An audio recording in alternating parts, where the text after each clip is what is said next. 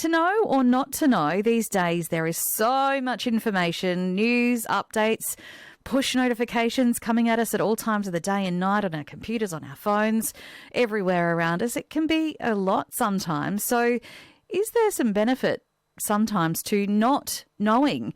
I had a chat about just that with psychology consultant and author Dr. Joe Lukens about planned ignorance. That's a concept, that's what it's called, to find about what it is and how it differs from simple ignorance or avoidance. So planned ignorance is a conscious decision. And this is where we try to limit or reduce the type of information that we're engaging with, and usually we're doing it as an active strategy to look after our mental health or just to limit the amount of information that's coming into us. Unlike simple ignorance, which is just simply where we don't know something, a planned ignorance is actually where you actively separate yourself from the information, choose not to engage with it, and not take it on as what at that moment for you is unnecessary information. Right. So simple ignorance is like you don't know what you don't know, but planned ignorance is that I know that something's happening, but I can't know right now. Absolutely. I'm choosing not to engage with this information right now. It's an active choice as opposed to just not know, like you said, not knowing that we don't know. Yeah. So does society pressure us, do you think, to know everything?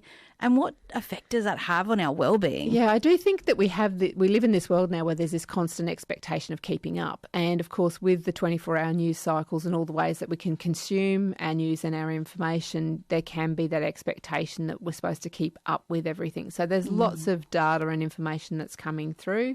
And what we also know is when you look at the emotional tone of the information that's out there, we know, unfortunately, the negative, bad news stories far outweigh the good news stories. I often say to people, at one stage the reported information was it was 17 negative news stories to every one positive one. And I used to say to people, if you're trying to find a good news story, look for that little spot between the sport and the weather where, you know, someone's saving a cat.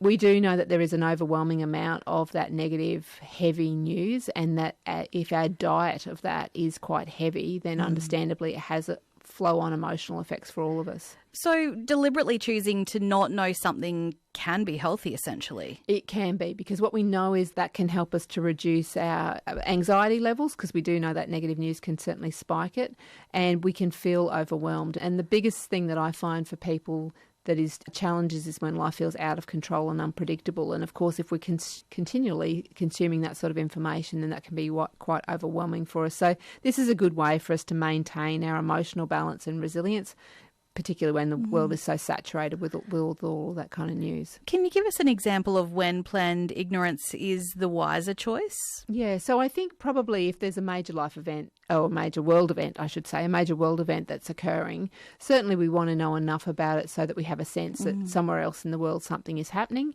And depending on our level of personal context around it, it might be particularly relevant for us.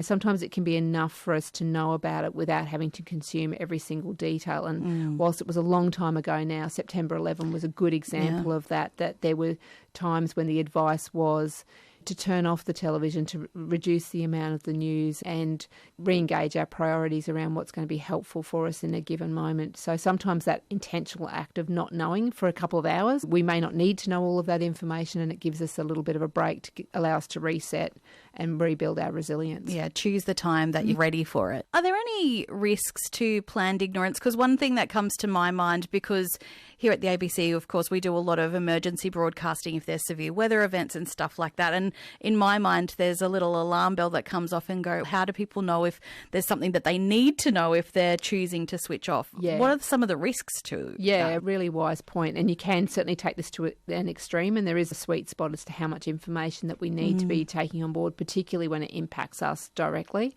And obviously a world event or a weather event that we might have in our local area might be one of those things that we might want to consider, or even if there's financial news, those sorts of things as well. So I think it's about having enough of a broad range of information coming in for us, and then being able to dip in and out of it and to think about how often we want to engage with it. I know an indicator for me was during COVID, suddenly I'd found myself hitting the news app many times a day, which was considerably more than I had been before. So then I thought about how many times in a day do I actually need to hit this particular thing. So it's about having a Goldilocks sweet spot of enough information, but not too much or not too little. And being conscious of how that's sitting for you at any time. Certainly, because if there's a weather system sitting off the coast or there's something coming through, then you probably do need to be informed about it. And the nice thing is the ABC will put a tune on for us every now and again through the broadcast as well to give us a little bit of that break. We sure will. So how can you were talking there about finding that Goldilocks spot. How can you tell the difference between the healthy planned ignorance and the unhealthy avoidance? Yeah, so I think what you need to be able to do is you need to be able to self-monitor where you're at emotionally. How does this event, how does this news make you feel?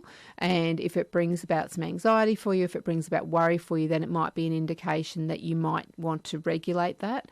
The other thing I'd suggest people think about is that within a household, people might have different levels of tolerance. So someone might flick the TV on or the radio on to listen to whatever it is, but being mindful that not everyone needs to consume it at the same level. And particularly it's something for parents to think about. If you've got little ones in the household, they may not need to be as exposed to the information as, say, an adult might need to be. What are some of the strategies that we can use to practice planned ignorance in everyday life? We won't start with our bills. That's probably not a wise place to start because that can make things get worse. Absolutely.